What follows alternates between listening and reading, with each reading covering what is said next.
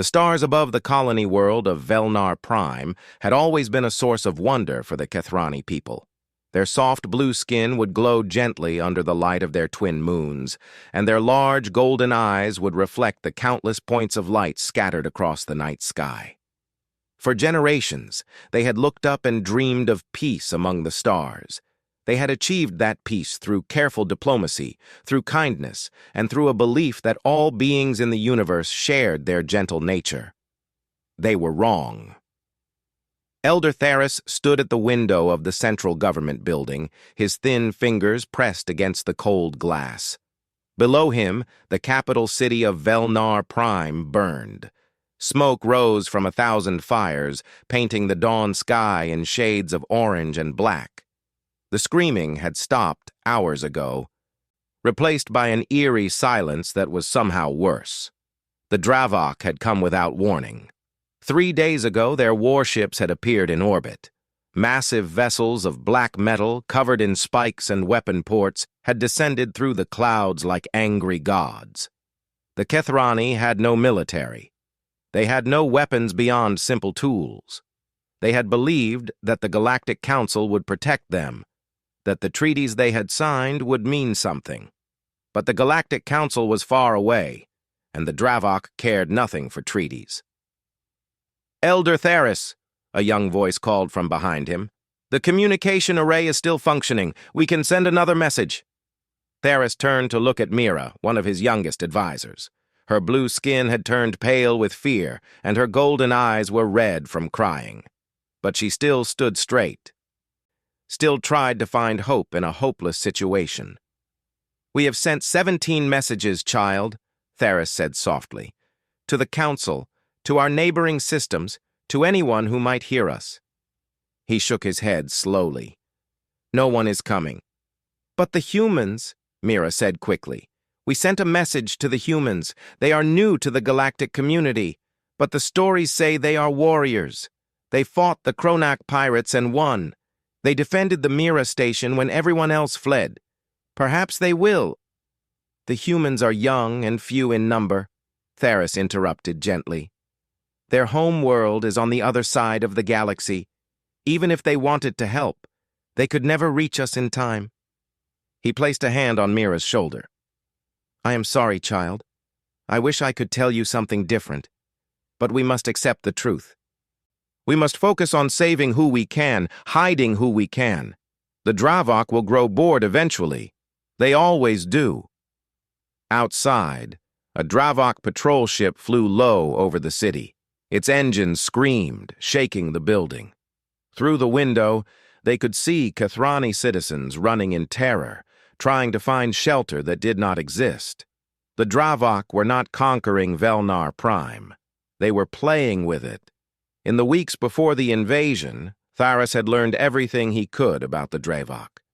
They were a warrior species, born and bred for combat. Their society valued strength above all else, and they had no concept of mercy. They did not want resources or territory. They did not want slaves or tribute. They wanted only one thing: the joy of destruction. They attacked weak species for sport. They burned worlds for entertainment. They recorded their atrocities and shared them across their empire as proof of their power. And the galaxy let them. The Galactic Council had long ago decided that the Dravok were too dangerous to confront. They had drawn invisible lines in space, unofficial agreements about which species were protected and which were acceptable targets. The Kethrani, peaceful and weak, had never been important enough to protect. Theris felt anger rise in his chest, but he pushed it down. Anger would not save his people. Nothing would save his people.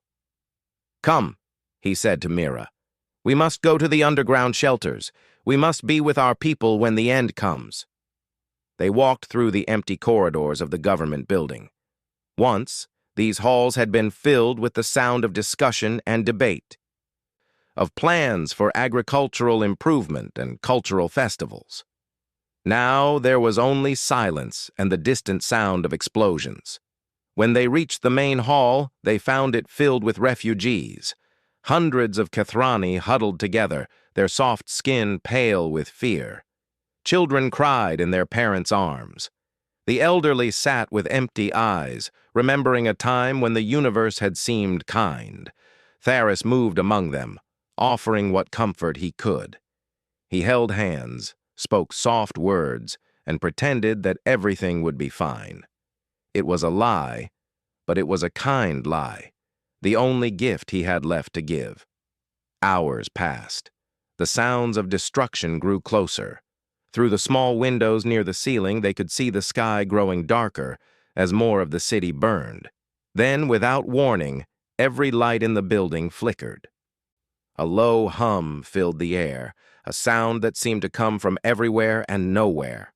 The Kathrani looked around in confusion. Even Tharis, who had studied technology all his life, did not recognize the sound. "What is happening?" Mira whispered. Before Tharis could answer, every communication screen in the building came to life. Static filled the screens for a moment, then cleared to reveal a face that no Kathrani had ever seen in person.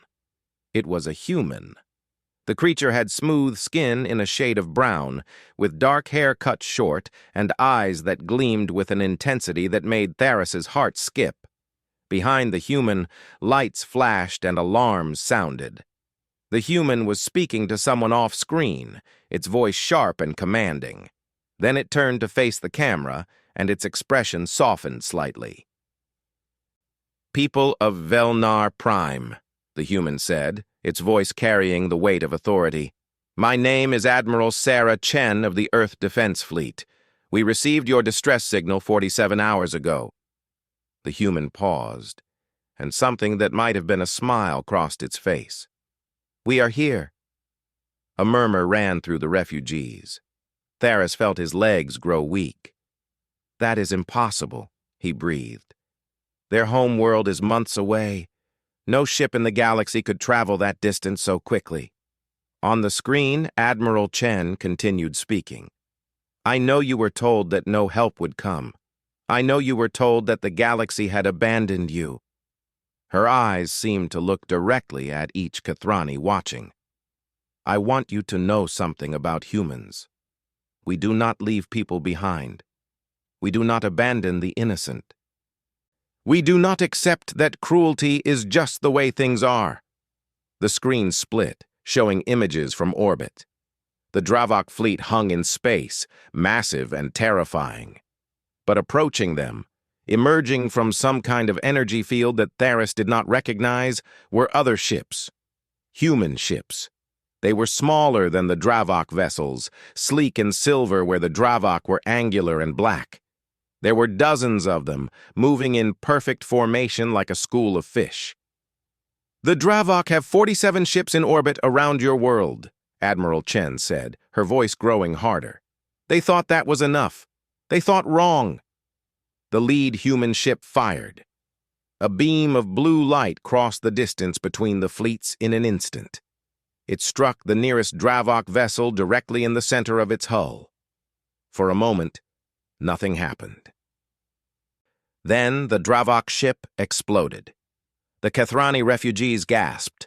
Several began to cry, but these were different tears. These were tears of hope. "We are not here to negotiate," Admiral Chen said. "We are not here to ask the Dravok to leave. We are here to make them pay for what they have done to you. Every life they have taken will be answered. Every building they have destroyed will be avenged. Every moment of fear they have caused you will be repaid tenfold."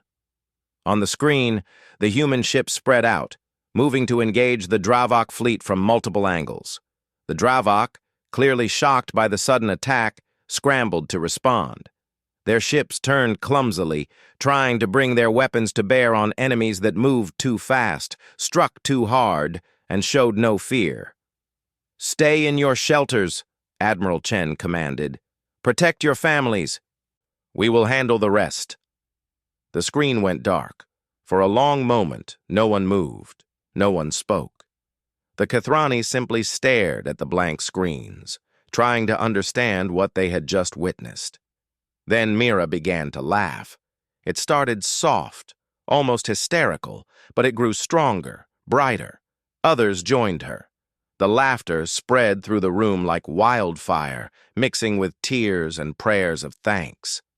Theris felt something wet on his cheeks and realized he was crying.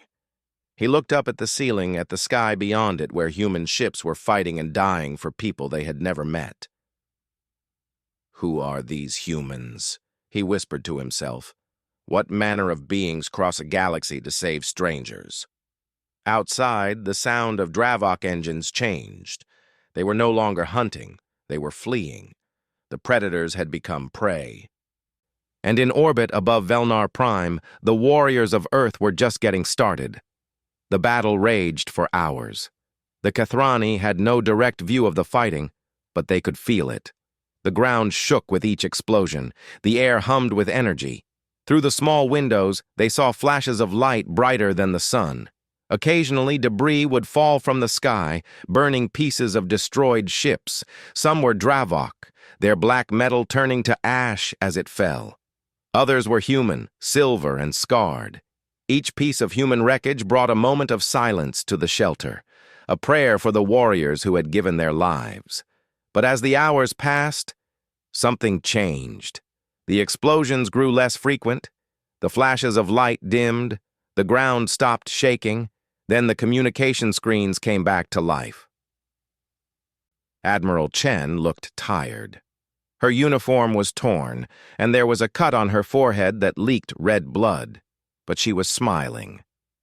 "People of Velnar Prime," she said, "the Dravok fleet has been destroyed. Their ships are burning, their soldiers are running." She paused, her smile growing harder. "They will never hurt you again." The shelter erupted in cheers. Kathrani embraced each other, crying and laughing and shouting words of joy. Children who had been silent for days began to play. The elderly smiled, their eyes bright with tears. Theris pushed through the crowd to reach the communication console. He pressed the button to speak, his hands shaking. "Admiral Chen," he said, his voice breaking, "I do not understand. Why did you come? The Galactic Council told us that no one would help. They told us that we were not important enough to save." On the screen, Admiral Chen's expression softened. She looked tired, but there was something warm in her eyes, something that made Theris feel safe for the first time in days. "Elder Theris," she said gently, "the Galactic Council was wrong. You are important.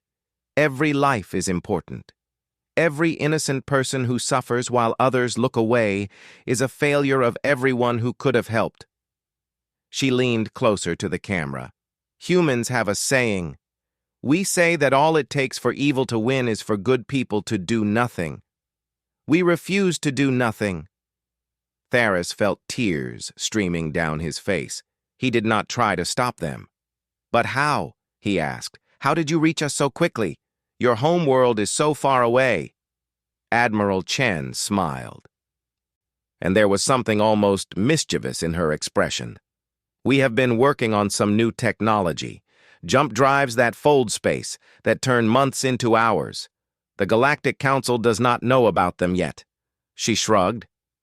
"They will find out soon enough. We intend to use them quite often."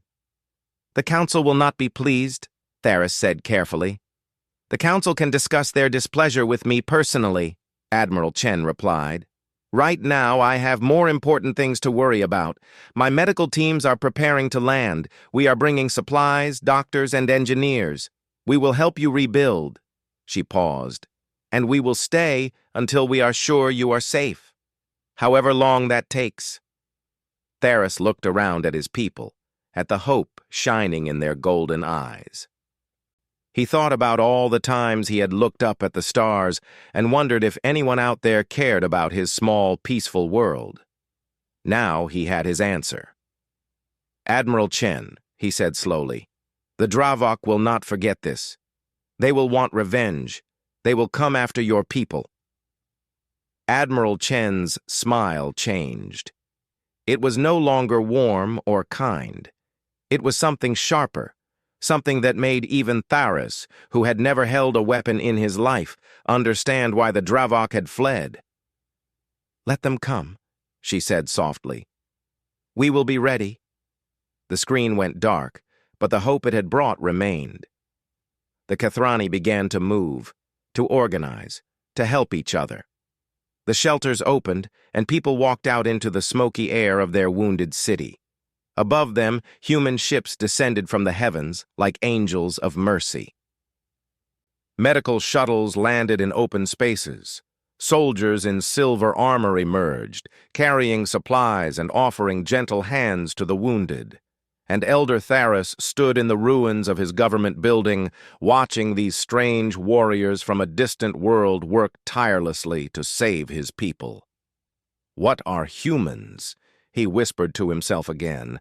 A human soldier walking past heard his question. The soldier stopped, turned, and looked at Tharis with eyes that held both kindness and steel. "We are the answer," the soldier said simply. "When the universe asks if anyone will help, we are the ones who say yes." Then the soldier moved on, joining their comrades in the work of salvation. Tharis watched them go, and for the first time in days, he smiled. The universe had not abandoned Velnar Prime after all. It had simply been waiting for the right warriors to answer the call, and they had come from a small blue world called Earth. 7 days after the battle, the city of Velnar Prime looked like two different worlds pressed together. On one side stood the ruins, blackened buildings and broken streets that told the story of Dravok cruelty. On the other side, new structures were rising, temporary shelters and medical stations built by human hands. Elder Tharis walked through this divided landscape, accompanied by a human officer named Commander James Torres. The commander was a tall man with dark skin and gray hair at his temples. He walked with a slight limp, a reminder of wounds earned in the orbital battle. Despite the injury, he refused to rest. "Your people work without stopping," Tharis observed, watching a team of human engineers assemble a water purification system. "Do you not grow tired?" Torres smiled slightly. "We sleep in shifts. There is always someone working, always someone resting. We have learned that recovery cannot wait." Tharis nodded slowly. He had spent the past week learning about humans, and each new piece of information surprised him more than the last. They ate strange foods and drank bitter liquids they called coffee. They laughed at danger and cried at beauty. They fought like demons and healed like saints. They made no sense at all, and yet everything they did seemed to work. "I have been reading about human history," Tharis said carefully. "Your species has known much conflict, wars that killed millions, weapons that could destroy entire cities." Torres's expression grew thoughtful. "Yes. We have been our own worst enemy many times. We have done terrible things to each other." "Then how?" Tharis asked, genuinely confused. "Did you learn such compassion? How did a species born in violence come to cross a galaxy to save strangers?" Torres stopped walking. He looked up at the alien sky, at the twin moons that hung pale in the daylight. "Because we know what it feels like," he said quietly. "We know what it means to suffer, to lose everything, to have no one come when you call for help. We have been the victim and the villain. We have seen the worst of what intelligent beings can do to each other." He looked at Tharis. "And we decided we never wanted anyone else to feel that way." Tharis felt something shift in his understanding. These humans were not warriors because they loved violence. They were warriors because they understood it. They had walked through the darkness and chosen to carry light. "The Galactic Council has sent a message," Tharis said, changing the subject. "They are displeased with human interference in what they call a regional matter." Torres laughed, a sharp sound without much humor.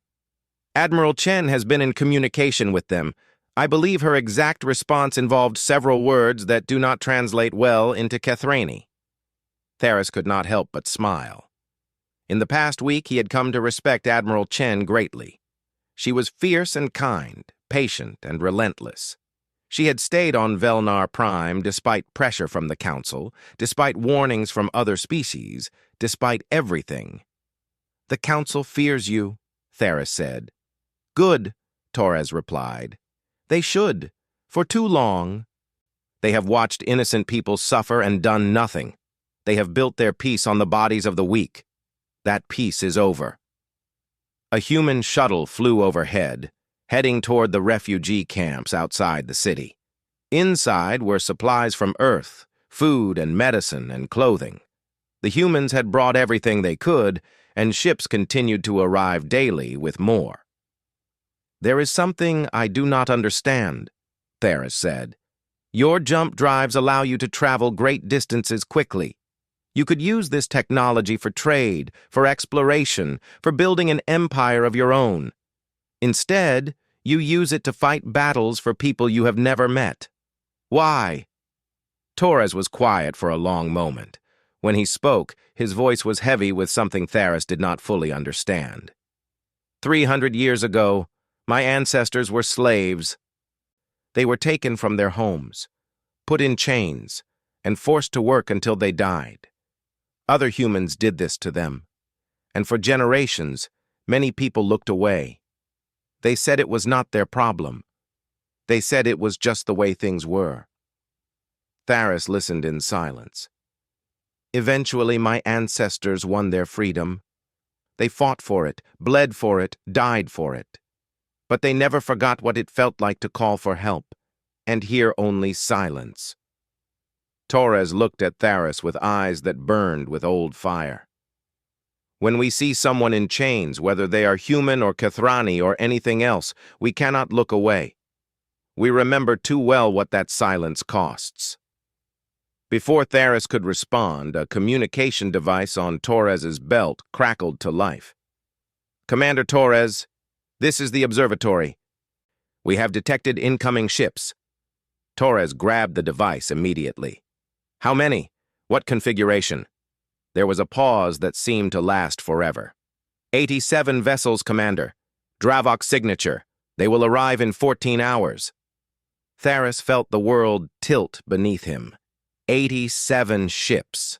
The original fleet had been 47, and even that had been enough to destroy his world. The humans had lost ships defeating them. How could they face nearly twice that number? Torres's expression did not change. He pressed the communication device and spoke calmly. "Understood. Alert Admiral Chen. Begin evacuation protocols for non-essential personnel." He paused. "And Torres to all human forces. Battle stations." He turned to Theris, his limp suddenly forgotten. "Elder, I need you to gather your people. We are going to move everyone to the underground shelters again." "Commander," Theris said, his voice shaking, 87 ships. How can you possibly—" "We cannot think about that right now," Torres interrupted firmly but gently. "Right now, we focus on what we can do. We protect the people who cannot fight. We prepare our defenses. We make them pay for every meter of space they take." His eyes softened. "We have faced worse odds before. Humans are difficult to kill." Theris nodded slowly, trying to draw strength from the human's calm. Together, they walked quickly toward the government building, where the communications center had been rebuilt. Admiral Chen was already there when they arrived. She stood at the center of the room, surrounded by screens showing ship positions and tactical data. Her uniform was clean, her posture perfect, but there was tension in her jaw that had not been there before. "Admiral," Torres reported, "shelters are being prepared. All combat personnel are at stations." Chen nodded without looking away from the screens. "The Dravok are bringing their elite forces this time. The Bloodfang fleet. They have never been defeated in battle." "There is a first time for everything," Torres said quietly. Chen allowed herself a small smile. "That there is." She turned to face the room, her eyes sweeping over the human and Kathrani staff gathered there. "I am not going to lie to you. This will be the hardest battle we have ever fought. The Dravok are angry, and angry enemies make mistakes, but they also fight harder. We are outnumbered and far from reinforcement." She paused, letting her words sink in. "But we have something the Dravok do not have. We have something worth fighting for. Behind us are millions of innocent people who did nothing wrong except believe that the universe could be kind. They trusted that someone would help them when darkness came." Her voice grew stronger. "We are that someone. We are the light in the darkness. We are the hand that reaches out when all hope is lost. And we will not fall." A murmur of agreement ran through the room. Human soldiers straightened, their fear transforming into determination. Even the Kathrani staff seemed to grow taller, inspired by words they barely understood. "Now," Admiral Chen continued, "let us get to work. We have 14 hours to prepare a welcome the Dravok will never forget." The room exploded into activity. Officers shouted orders. Technicians ran calculations. Soldiers checked weapons and armor. The humans moved with a precision that Theris found almost beautiful, each person knowing exactly what to do and doing it without hesitation. Theris found himself standing beside Admiral Chen, watching the organized chaos unfold. "Admiral," he said quietly, "I must ask you something." Chen looked at him, her expression curious but patient. "If the worst happens," Theris continued, "if the battle is lost, will your people retreat? Will you save yourselves?" Chen was quiet for a long moment. When she spoke, her voice was soft, almost gentle. "Elder Theris, I have been a soldier for 32 years. I have fought in 12 battles and commanded 5 fleets. I have lost friends, family, and ships. I have seen the best and worst that the universe has to offer." She turned to face him fully. "In all that time, I have never retreated from a battle where innocent lives were at stake. I have never left anyone behind who depended on me, and I am not going to start now." She placed a hand on his shoulder. "If we fall protecting your people. That is what we do. That is who we are." Theris felt tears forming in his eyes. "Why?" he asked, his voice breaking. "Why do you care so much about us? We are weak. We have nothing to offer you. We cannot fight beside you or pay you for your protection. Why would you die for us?" Chen smiled, and there was something ancient and sad and beautiful in her expression. "Because you asked for help," she said simply. "Because you looked up at the stars and believed that someone might care. Because in a universe full of species that only think about themselves, you had the courage to hope." She squeezed his shoulder gently. "That hope is worth protecting. You are worth protecting. Never doubt that." A junior officer approached with urgent news, and Chen turned away to handle the crisis. But her words remained with Theris, echoing in his mind like a prayer. The hours passed quickly. Human ships maneuvered into defensive positions around the planet. Weapons were charged. Shields were tested. In the city below, Kathrani families moved into the shelters, carrying whatever they could save. Mira appeared at Theris's side as he watched the preparations from the government building's observation deck. "Elder," she said quietly, "I have been speaking with the human soldiers. They know they might die today. They know the odds are against them." She paused, her golden eyes wide with wonder. "They are not afraid. They are actually looking forward to the battle." Theris nodded slowly. "They are a strange species." "One of them told me something," Mira continued. "He said that humans have a word for this. He called it honor. He said that dying to protect the innocent is the highest honor a warrior can achieve." She looked at Theris. "Is that not strange? They think of death not as an ending, but as a kind of gift." "Perhaps it is not strange," Theris said thoughtfully. "Perhaps it is beautiful." Across the room, Commander Torres was gathering a team for a special mission. Theris approached him, curiosity overcoming his fear. "Commander, what are you planning?" Torres looked up from his equipment. His face was painted with dark stripes and his armor gleamed with fresh polish. "The Dravok have a flagship," Torres explained. A massive vessel called the Crimson Throne. Their war chief commands from there. If we can destroy it, their fleet will fall into chaos. They are not used to independent thinking." "That sounds dangerous," Theris said. Torres grinned, showing teeth. It was a human expression that Theris had learned meant both happiness and challenge. "Very dangerous. We are going to board their ship and destroy it from the inside." Theris stared at him.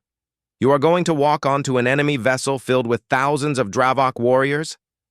"Walk, run, probably crawl at some point," Torres said cheerfully. "It is going to be a mess, but that is what special forces do." Theris searched for words and found none. The sheer madness of the plan left him speechless. "Do not worry, Elder," Torres said, his tone softening. "We have done this before. Humans are very good at impossible things." An alarm sounded throughout the building. On the screens, new lights appeared at the edge of the system. The Dravok had arrived early. "All hands to battle stations," Admiral Chen's voice rang out. "This is not a drill. The enemy is here. Remember what we fight for. Remember who depends on us." Torres clapped Theris on the shoulder. "Get to the shelter, Elder. Watch over your people. We will handle the monsters in the sky." Then he was gone, running toward the shuttle bay with his team of warriors. Theris watched them go, his heart full of emotions he could not name. Fear for the humans who had become his friends. Hope that they might somehow survive. And something new, something he had never felt before. Pride. He was proud to know these humans. He was proud that they had chosen to fight for his world. He was proud that even in the face of certain death, they ran toward the danger instead of away from it.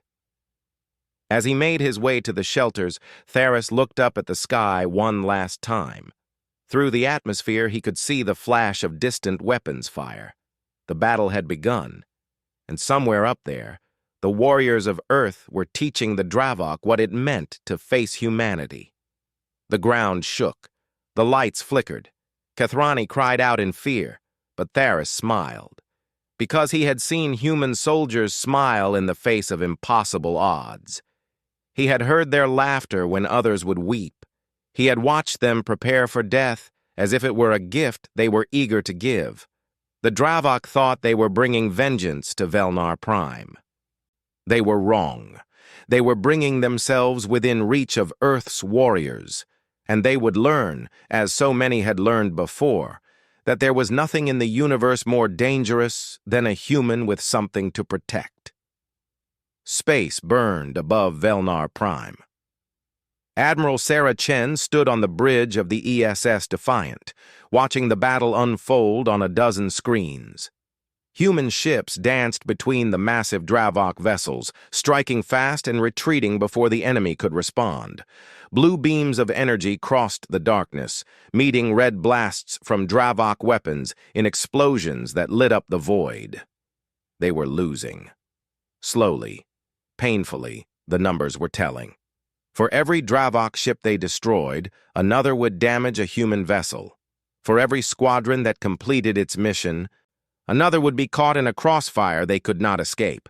The Bloodfang fleet lived up to its name, pushing forward with a ferocity that matched even the humans. "Admiral," the tactical officer reported, "we have lost the Horizon and the Starfall. The Morrison is heavily damaged and retreating." Chen nodded, her face showing no emotion.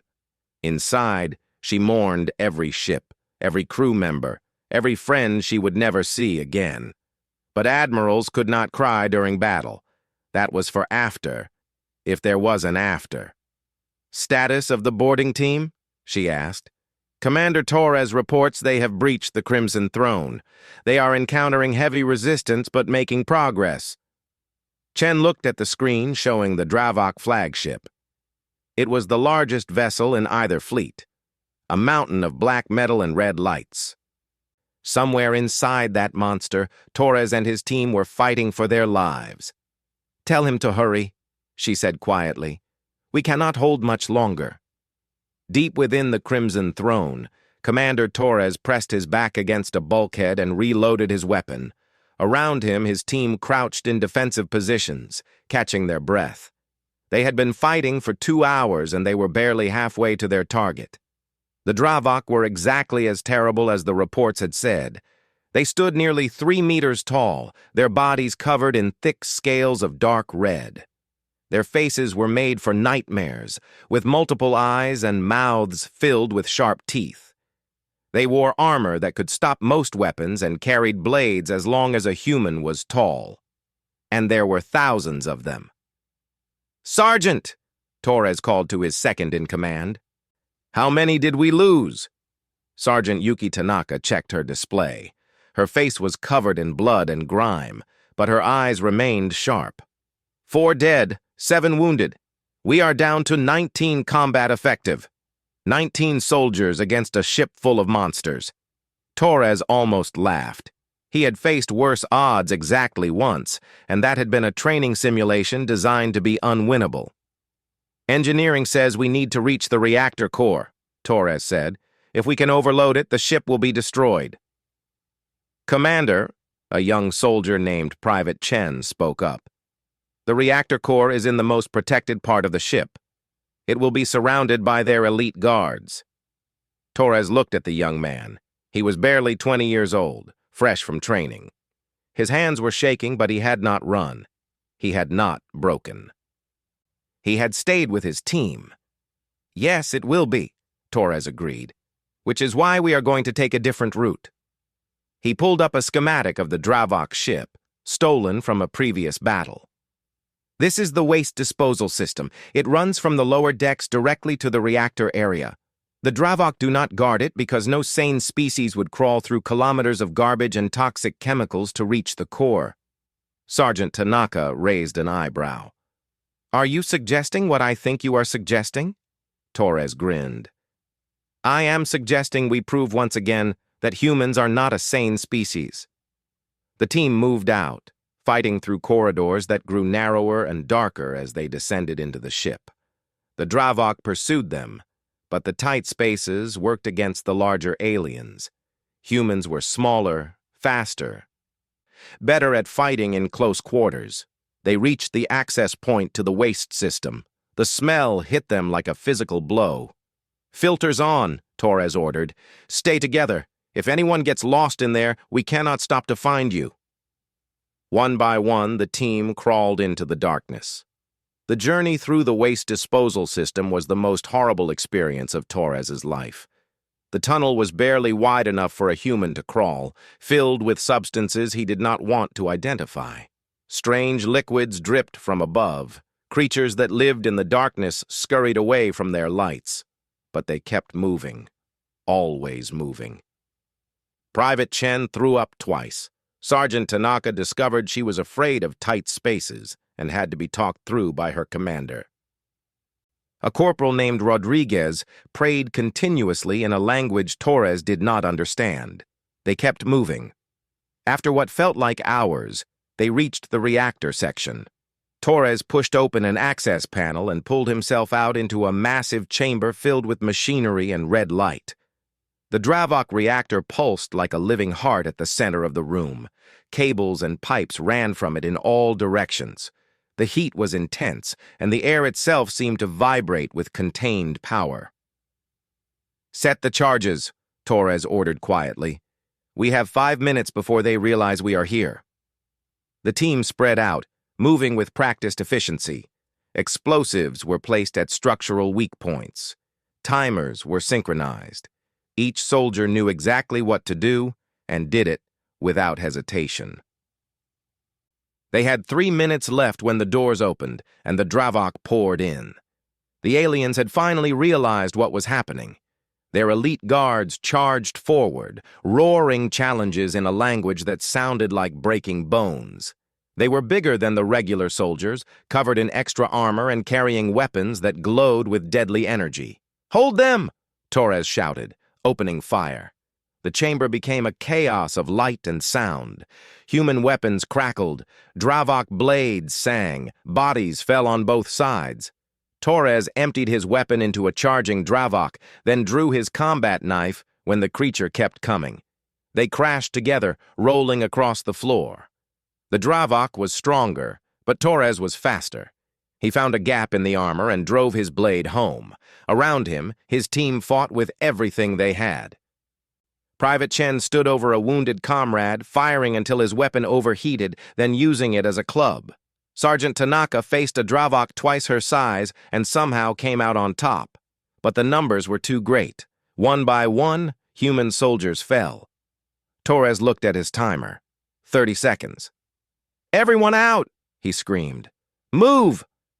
The survivors broke for the access panel, leaving their dead behind. Torres was the last one through, sealing the entrance behind him as a Dravok blade missed his head by centimeters. They crawled, faster than before, ignoring the filth and the fear. Behind them, they could hear the Dravok trying to break through the panel. 10 seconds. Torres burst out of the exit point, his team tumbling after him. He slapped his communicator. "This is Torres to Defiant. Charges are set. Get us out of here!" A blinding light surrounded them as the transport beam locked on. 5 seconds, the world dissolved into light. They materialized on the Defiant's transport pad just as the Crimson Throne exploded. On every screen, in every ship, the massive Dravok flagship tore itself apart. The reactor overload spread through the vessel in a wave of destruction, turning the mountain of black metal into a new sun. Admiral Chen allowed herself one moment of relief. Then she turned to her tactical officer. "Press the attack. Their command structure is broken. Push them back." The human fleet surged forward with renewed energy. Without their flagship, without their war chief, the Dravok fell into confusion. Ships that had fought in perfect formation began to scatter. Vessels that had been aggressive now hesitated. And the humans showed no mercy. Ship after ship exploded under concentrated fire. Squadrons that had been defensive became hunters, chasing down fleeing Dravok and destroying them without pause. The battle that had been slowly losing became a rout. Within 2 hours, it was over. The Bloodfang fleet, which had never known defeat, was broken. 17 Dravok ships escaped into jump space, fleeing like animals from a fire. The rest were debris, scattered across the orbital space of Velnar Prime like broken promises. Admiral Chen stood on her bridge, surrounded by cheering officers and exhausted crew. She waited for the celebration to quiet, then spoke. "Signal all Dravok frequencies. Make sure they hear this." She stepped in front of the communication array, her face calm and cold. "This is Admiral Sarah Chen of the Earth Defense Fleet. Your Bloodfang fleet is destroyed. Your war chief is dead. Your flagship is atoms." She paused, letting her words carry across the void. "Go home. Tell your leaders what happened here today. Tell them that Velnar Prime is under human protection. Tell them that any ship, any fleet, any army that threatens this world or its people will face the same fate." Her voice dropped lower, carrying a weight of promise that made even her own crew shiver. "And tell them this. We are watching now. Every weak species you thought was easy prey. Every world you thought was undefended. Every innocent you thought would call for help and hear only silence. We are watching, we are coming, and we do not forget." She cut the transmission and turned to face her crew. "Well done, everyone. Let us get our wounded to medical and our dead prepared for honors. We have much work still to do." On the surface of Velnar Prime, the shelters opened for the second time. Elder Tharis walked out into the morning light, surrounded by his people. Above them, the sky was clear and blue, the twin moons fading as the sun rose. There was no smoke, no fire, no screaming engines of destruction. There was only peace. Human shuttles descended, carrying the wounded and the weary. Medical teams set up stations. Engineers resumed the work of rebuilding. Everything continued as if the battle had been just another obstacle, not a desperate fight against impossible odds. Commander Torres was among the last to land. His armor was scorched and battered, his face was covered in bruises, he limped worse than before, and his left arm hung in a makeshift sling. But he was alive. Somehow, impossibly, he was alive. Theris moved through the crowd to reach him. "Commander," he said, his voice thick with emotion, "I heard what you did. The boarding action, the reactor. They said it was suicide." Torres shrugged with his good shoulder. "They say that about most of what we do." "You lost people." "Yes." Torres's expression grew distant. "Good people, brave people. They will be remembered." Theris searched for words that could express what he felt. Gratitude seemed too small. Admiration seemed too cold. He settled for the truth. "You saved us," he said simply. "You came when no one else would come. You fought when no one else would fight. You died so that my people could live." He reached out and took Torres's uninjured hand. "We will never forget this. Never." Torres looked at the Kathrani elder, at his soft blue skin and golden eyes full of tears. He thought about all the species in the galaxy who had turned away from this gentle people. He thought about the Galactic Council and their careful calculations of acceptable losses. He thought about his fallen comrades who had given everything for strangers they had never met. "You are welcome," he said quietly. "That is what humans say when someone thanks us. You are welcome." Mira appeared at Theris's side, her eyes wide with wonder. "Commander, I have been monitoring Galactic Council communications. They are panicking. Species all across the galaxy are asking about the humans. They want to know if Earth will protect them too." Torres exchanged a look with a nearby officer. "What are they saying?" he asked. "They are saying that hope has returned to the galaxy," Mira said softly. "They are saying that for the first time in generations, the weak and the peaceful have someone to call when darkness comes." Torres nodded slowly. He looked up at the sky, where human ships still patrolled, keeping watch over a world that was not their own. "Tell them we are coming," he said. "Tell them that Earth does not turn away from those who need help. Tell them that the age of silence is over." He turned to Theris. "Elder, I need to ask you something. Your people are pacifists. You do not fight. But you have knowledge, technology, skills that we lack. Would you be willing to share them, not for war, but for healing, for building, for making the galaxy a better place?" Theris felt his heart swell with something that took him a moment to recognize. It was belonging. "We would be honored," he said. "The Kathrani have much to offer if anyone would accept our gifts. For too long we have hidden our knowledge, afraid that it would be used for harm. But you have shown us a different way. You have shown us that strength can be used for good." Torres smiled, a genuine expression of warmth. "Then we will build something new together, humans and Kathrani, strength and wisdom. Maybe we can make this galaxy a little less cruel." Admiral Chen joined them, looking tired but satisfied. She had changed out of her battle armor and wore a simple uniform, her rank insignia the only sign of her authority. "Elder Theris," she said, "I have received word from Earth. Our government has officially declared Velnar Prime to be under permanent human protection. No one will ever threaten your people again." Theris bowed deeply, a gesture of respect that humans had come to understand. "Admiral, the Kathrani people would like to make a gesture of our own.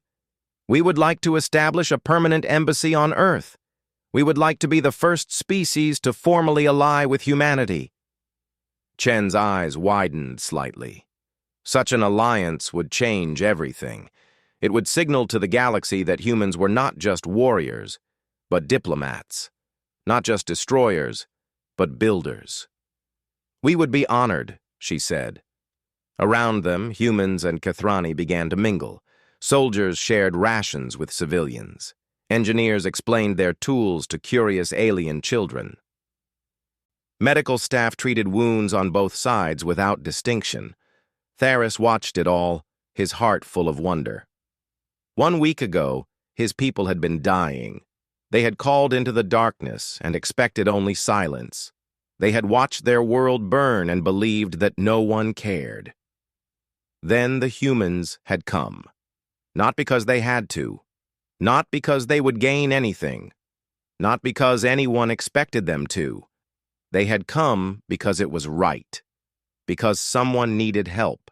Because the universe had called out, and they refused to let that call go unanswered. "Admiral," Theris said quietly, "may I ask you something personal?" Chen nodded. "When you received our distress call, you were on the other side of the galaxy. You had no obligation to help. Your council advised against it. Your own people faced danger by coming here." He paused. "What made you decide to come?" Chen was quiet for a long moment. Then she smiled, and it was the warmest expression Theris had ever seen on a human face. "I will tell you a story," she said. "When I was a child, my grandmother told me about a time when humans only lived on Earth. We had not reached the stars yet. We were divided into nations that fought each other constantly. There was cruelty and hatred and war." She looked up at the sky, at the stars that had once seemed so distant. But even then, even in the darkest times, there were people who helped strangers. People who risked everything to save those they did not know. People who stood up against evil even when it meant their death. Her voice grew soft. "My grandmother called them the best of humanity. She said that they were the reason our species survived long enough to reach the stars. She said that if we ever forgot how to be like them, we would not deserve the stars at all." Chen looked at Theris. "When I received your call, I thought about my grandmother. I thought about all the people throughout human history who chose to help when they could have looked away.